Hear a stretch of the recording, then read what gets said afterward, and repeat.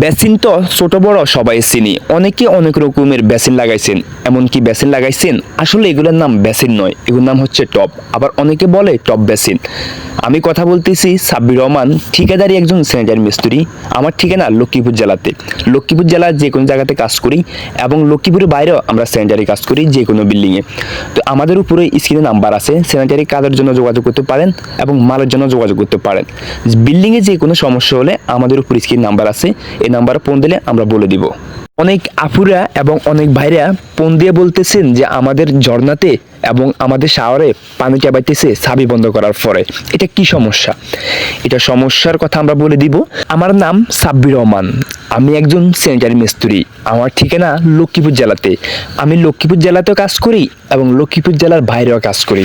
যদি আমার দিয়ে কাজ করাতে চান, উপরে নাম্বার আছে, যোগাযোগ করতে পারবেন। আর যে কোনো সমস্যার জন্য আমি উপরে নাম্বার আছে, এই নাম্বার ফোন দিলে আমি বলে দিব কি সমস্যা, কি করতে হবে।